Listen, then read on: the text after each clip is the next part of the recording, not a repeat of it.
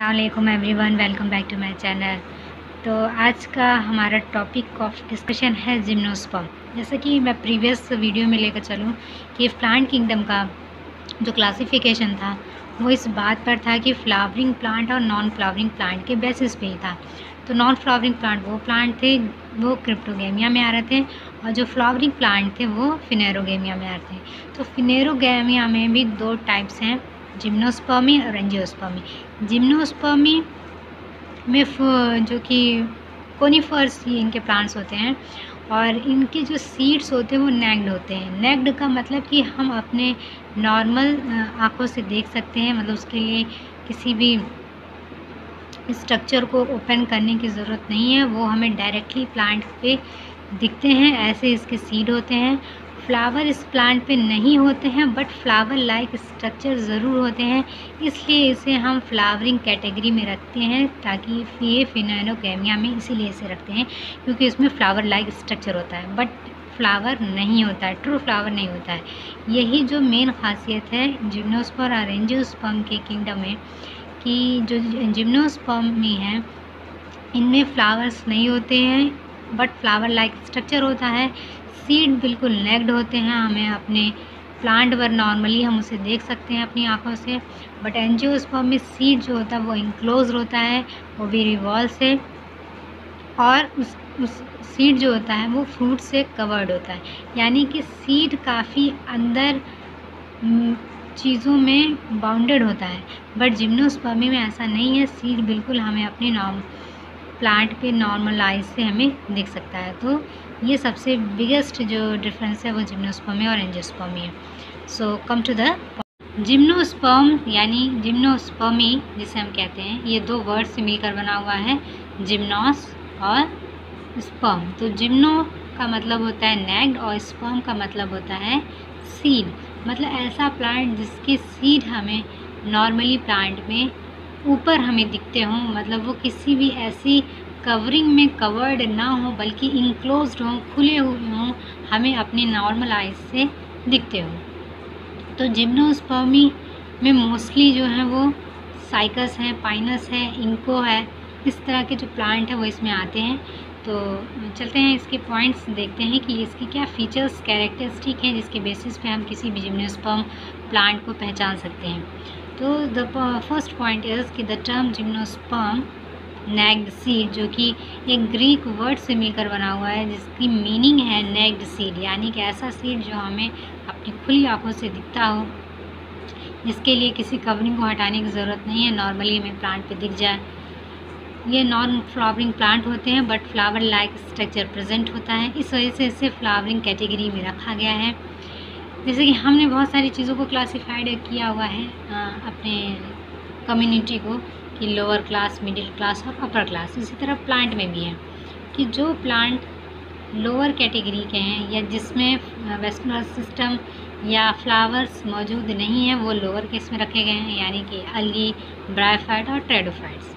उसके बाद हम मिडिल क्लास में है जिम्नोस्पर्म। जिम्नोस्पर्म बीच में रखा गया है क्योंकि इसमें फ्लावर जैसे स्ट्रक्चर नहीं, या कुछ जो जिम्नोस्पर्म के जो फीचर्स हैं वो इसमें एक दो इसमें भी एब्सेंट है, इस वजह से वो जिम्नोस्पर्म से नीचे रखा गया है। यानी कि इसमें फ्लावरिंग नहीं होती है, सीड होता है बट इंक्लोज्ड नहीं होता है, नेक्ड होता है, इस वजह से इसे एक पायदान नीचे रखा गया। तो ये जिम्नोस्पर्मी में आता है। इसका सेकेंड पॉइंट है कि they are perennial and woody forming either bushes or tree, यानी कि पेरिनियल होते हैं। इसकी जो लाइफ स्पैन है वो 1 साल की होती है। वुडी होता है, यानी कि इसकी जो स्टेम है वो वुडी होती है, सॉफ्ट नहीं होती है, हार्ड होती है। फॉर्मिंग आइदर बुशेस, यानी कि बहुत ज़्यादा घना भी होता है, और ट्री के जैसे होता है, यानी कि जो साइज़ में छोटे भी शर्बेसियस होते हैं, तो घने भी होते हैं, बुशेस होती हैं, उसमें लीव्स काफ़ी होती है, ब्रांचेस काफ़ी होती हैं।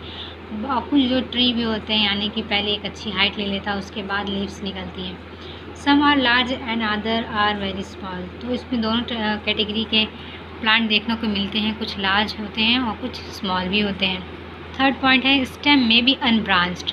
स्टेम अगर हम इसकी देखें तो कुछ प्लांट में ब्रांचेस नहीं होते, यानी कि अनब्रांच होता है। जैसे आप साइकस के केस में देखते होंगे, ये इस तरह का आपको दिखेगा, साइकस की फिगर आपको स्क्रीन पे दिख रही होगी। तो ये अनब्रांच्ड होते हैं, इसमें ब्रांचिंग नहीं होती है, मेन स्टेम होता है और उसके बाद से इसमें लीव्स निकलने लगती हैं। आर ब्रांच, बट कुछ ऐसे भी होते हैं जिसमें ब्रांचेस भी होती हैं, जैसे कि पाइनस के केस में देखा गया।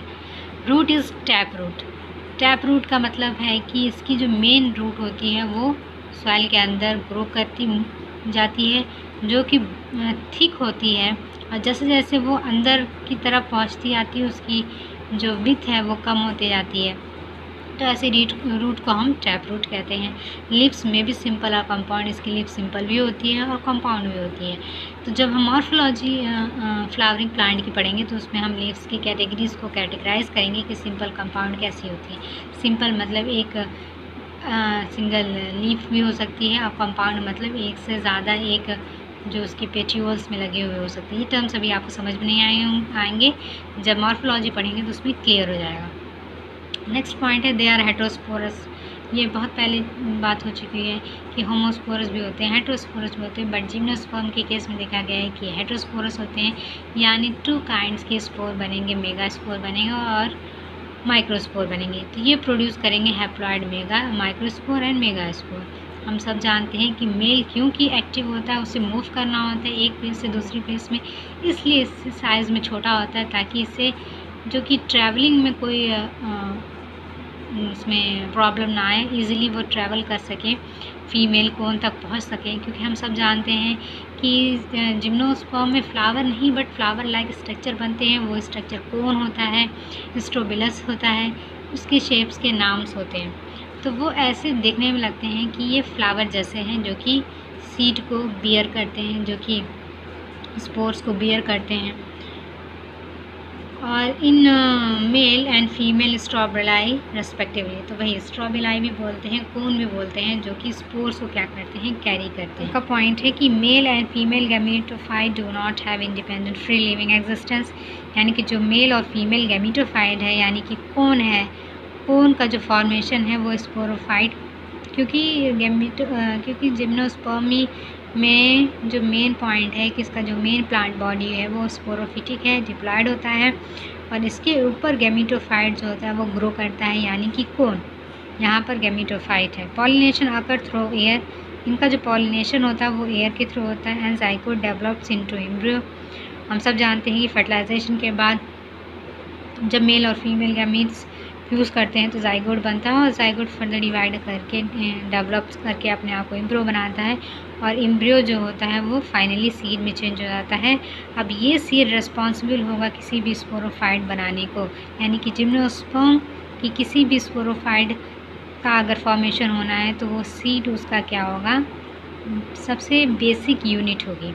ओके, एंड द बात हम कर रहे हैं कि मेल जो गैमेटोफाइट है, यानी कि मेल कोन जो है वो नीचे ब्रांच पे ग्रो करता है, और जो फीमेल कोन है वो बिल्कुल टॉप यानी कि ऊपर लेवल पे होता है, ताकि जब माइक्रोस्पोर्स फ्लो करें विंड के थ्रू तो इजीली जो फीमेल कोन है उसको कैप्चर कर ले। इसका एग्जांपल है पाइन्स, साइकस, सिड्रस और इंको एक्सेट्रा। इसके कई सारे एग्जाम्पल। तो स्क्रीन पर आपको जिम्नोस्पर्म और एंजियोस्पर्म दिख रहा है। जिम्नोस्पर्म का आपको मेगा स्पोर दिख रहा है, और एंजियोस्पर्म में भी आपको मेगा स्पोर दिख रहा है। तो पहले बात करते हैं जिम्नोस्पर्म की। जिम्नोस्पर्म का कोई भी बहुत स्पेशल स्ट्रक्चर नहीं होता है, बीच में मेगा स्पोर होता है, यानी कि एग होता है। जो हम सब जानते हैं कि मेगा स्पोर मेगा गैमीट को प्रोड्यूस करते हैं, वो मेगा गैमीट जो होता है वो एग होता है। तो यानी कि बीच में मेगा स्पोर है, मेगा स्पोरोफाइट है, न्यूक्लियस है, अब बाहर एक पतली सी लेयर इंट्रूगमेंट की है, बीच में जो ओपनिंग है वो माइक्रोफाइल की दिख रही है। अब बात करते हैं जिम्नोस्पर्म की। जिम्नोस्पर्म का एक वेल डेवलप्ड स्ट्रक्चर होता है, स्टाइल से होते हुए कोई भी माइक्रोस्पोर जो है वो इंटर करता है और ओवेरी के अंदर आता है। ओवेरी के अंदर आने के बाद जो है वो ओवेरी जो है वो इटसेल्फ कवर्ड होती है ओवेरी वॉल से, आपको दिख रहा होगा, और अंदर जाके मेगा स्पोरोसाइट होता है, यानी कि एग होता है। मतलब इतनी इंट्रूगमेंट की 2 लेयर आपको दिख रही होगी। तो ये जो एग हैं वो इतनी सारी चीज़ों से वो क्या कर रहे हैं कि जब आएगा तो वो स्टाइल से होता हुआ ओवेरी के अंदर एंटर करेगा और ओवेरी खुद ओवेरी वॉल से जो है वो कवर्ड है। उसके बाद 2 इंटूबमेंट की लेयर है, उसके अंदर जाके न्यूक्लियस है एंड देन एग है। और यही जो मेगा स्पोरोसाइट है वो सीड में चेंज होगा और ये सीड ये इंक्लोज्ड होगी ओवेरी वॉल से और ये ओवेरी वॉल जो है वही फ्रूट का फॉर्मेशन करता है, यानी कि इतने अंदर सीड होता है। इसीलिए ये थोड़ा स्पेशल है और इसे बिल्कुल टॉप पर रखा गया है कि ये हाई क्लास के जो कि प्लांट किंगडम में सबसे हाईएस्ट, यानी कि जितने फीचर्स होने चाहिए सारे फीचर्स इसके अंदर मौजूद हैं। जिम्नोस्पर्म में कुछ 1-2 फीचर एब्सेंट होने की वजह से ये एक पायदान इससे नीचे है, इसीलिए ये इससे लोअर रखा गया है कि इसमें कुछ चीज़ें जो हैं वो जिम्नोस्पर्म जैसी नहीं है, इसीलिए तो इन दोनों को अलग रखा गया है। किसी चीज़ में कोई चीज़ एब्सेंट है या कोई कमी है तभी वो उससे अलग है। और एंजियोस्पर्म क्योंकि उसके अंदर कैरेक्टर कुछ बहुत ज़्यादा हाईली एडवांस है, इसलिए ये सबसे टॉप पर रखा गया। स्क्रीन पे आपको फ़ोटो दिख रही होगी कि जो जिम्नोस्पर्म की जो प्लांट बॉडी होती है वो स्पोरोफिटिक होती है, यानी कि जो क्रोमोसोम नंबर होते हैं वो डिप्लॉयड होते हैं। इसमें हेटेरोस्पोर्स होते हैं। इस 2 तरीके के जो प्रोड्यूसिंग बॉडी होगी, स्पोर प्रोड्यूसिंग बॉडी होगी, यानी कि एक फ़ीमेल कोन होगा जो फीमेल गैमीट को बनाएगा और दूसरा जो होगा वो मेल गैमीट को बनाएगा, यानी कि मेल कोन होगा। हम सब जान रहे हैं कि फ़ीमेल साइज़ में बड़ी होती है और मेल साइज़ में छोटा होता है, क्योंकि इसे सिर्फ एक जगह से दूसरी जगह मूव करना है, बट फीमेल को आगे चलकर उस स्पोर्स को फिर फर्दर डेवलप करना है, इसलिए इसे ज़्यादा न्यूट्रिशन की ज़रूरत है, इसलिए ये साइज़ में थोड़ा बड़ा होता है और इसका जो शेप भी होता है वो थोड़ा बड़ा होता है। तो फीमेल जो कोन होता है वो बिल्कुल आपको अपर पाया जाएगा और जो मेल कोन होगा वो ब्रांच पे लोअर साइड ग्रो करेगा। फीमेल कोन जो होगा वो इसलिए अपर होगा ताकि विंड के थ्रू जो भी माइक्रोस्पोर है वो इजीली इस फीमेल कोन पर पहुंच जाए। जब इस फीमेल कोन पर पहुंचेंगे तो ये इस मेगा स्पोर से फ्यूज़ करेंगे और फर्टिलाइजेशन होगा। फर्टिलाइजेशन के बाद जो जाइगोट बनेगा, आप ये स्क्रीन पे देख रहे होंगे स्ट्रक्चर कि पॉलन ट्यूब जब आकर जब पॉलन ग्रेन मेगा स्पोरोफाइट तक आता है तो पॉलन ट्यूब जो है वो जब पॉलन ग्रेन फीमेल कोन तक पहुंचता है तो मेगा जो स्पोर हैं उसके साइड तक जब वो पहुंचता है तो पॉलन ग्रेन वहाँ पॉलन ट्यूब ग्रो करता है। वो पॉलन ट्यूब जो है वो बिल्कुल आकर मेगा स्पोर पर जाकर अटैच हो जाती है।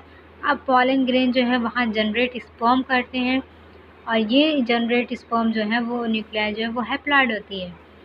ये न्यूक्लियस जो माइक्रोस्पोर न्यूक्लियस स्पर्म है वो मेगा स्पोर से जब फ्यूज करता है तो फर्टिलाइजेशन होता है और जाइगोट का फॉर्मेशन होता है। तो a pollen tube form allow the pollen to migrate forward the female gametophyte. Pollen tube का फॉर्मेशन इसलिए होता है कि जो उसके अंदर पॉलन ग्रेन्स हैं वो जो स्पर्म्स हैं वो आगे की तरफ फॉरवर्ड हों और आगे की जो प्रोसेस है फर्टिलाइजेशन की उसे कंप्लीट करें और एक डिप्लॉयड जाइगोट का फॉर्मेशन होता है। डिप्लॉयड जाइगोट फर्दर डिवाइड करके एम्ब्रियो बनाती है। एम्ब्रियो जो है फर्दर ओव्यूल से सीड का फॉर्मेशन करती है। अब ये सीड जो है वो डिस्पर्स होंगे और ग्रो करेंगे एक मैच्योर ट्री को। ये सीड जो होंगे वो क्या होंगे, डिप्लॉयड होंगे, क्योंकि मियोसिस अभी नहीं हुई है और जब तक मियोसिस नहीं होती है तब तक कोई भी प्लांट हैप्लॉयड नहीं होता है, वो डिप्लॉयड ही होता है। और हम सब जानते हैं कि जिम्नोस्पर्म की मेन प्लांट बॉडी जो होती है या मैच्योर जो ट्री होता है वो स्पोरोफाइट होता है। तो आज का जो ये डिस्कशन था वो जिम्नोस्पर्म पर था कि जिम्नोस्पर्म की कैरेक्टरिस्टिक फीचर्स क्या हैं, उसकी लाइफ साइकिल क्या है। और इसकी लाइफ साइकिल में हम सब जानते हैं कि स्पोरोफिटिक जो फेज़ है वो डोमिनेट करती है। फीमेल कोन्स होते हैं, मेल कोन्स होते हैं, यानी कि हेटेरोस्पोरस होता है। दोनों जो स्पोर होते हैं वो अलग अलग गैमेटोफाइट में बनते हैं। मेल जो है वो मेल कोन में बनेगा, फीमेल जो गैमीट है या स्पोर है वो फीमेल कोन में बनेगा। ये सारे इसके कैरेक्टरिस्टिक फीचर्स हैं। ये नेक्ड सीड, सबसे मेन चीज़ है कि इसके सीड जो होते हैं वो नेक्ड होते हैं। तो अगर आज का मेरा ये वीडियो अच्छा लगा हो तो please like, subscribe and share करिएगा। नेक्स्ट वीडियो में हम एंजियोस्पर्म के कैरेक्टरिस्टिक फीचर्स, उसके लाइफ साइकिल के बारे में डिस्कस करेंगे कि हम किस कैरेक्टरिस्टिक के बेसिस पे हम ये पहचान सकते हैं कि कौन ये प्लांट जो है वो एंजियोस्पर्म प्लांट है। अगर हमें फीचर्स पता हैं, अगर हमें कैरेक्टरिस्टिक पता है, तो हम वो किसी भी प्लांट को पहचान सकते हैं। उसी तरह जैसे किसी भी इंसान को पहचानने के लिए हमें उसके बारे में पता होना चाहिए। हम जब तक उस इंसान को देखकर उसकी फ़ीचर्स हमें नहीं पता होंगे कि वो दिखने में कैसा है, उसकी हाइट कैसी है, वो चलता कैसा है, उसका कलर कैसा है, उसकी आँखें कैसी हैं, तब हम उस इंसान को आइडेंटिफ़ाई करते हैं। उसी तरह प्लांट में भी है कि जब तक हम उसके कैरेक्टरिस्टिक्स को नहीं पहचानेंगे, तब तक हम उस प्लांट को भी नहीं बता सकते कि ये किस प्लांट की कैटेगरी का है, जिम्नोस्पर्म है, एंजियोस्पर्म या क्या है। तो किसी भी प्लांट को या किसी भी ऑब्जेक्ट को पहचानने के लिए उसके कैरेक्टरिस्टिक का पता होना बहुत ज़रूरी है। तब तक के लिए अल्लाह हाफ़िज़। नेक्स्ट वीडियो में जिम्नोस्पर्म, आज ये video gymnosperm completed. Next video में हम एंजियोस्पर्म के बारे में पढ़ेंगे। तब तक के लिए अल्लाह हाफ़िज़, टेक केयर।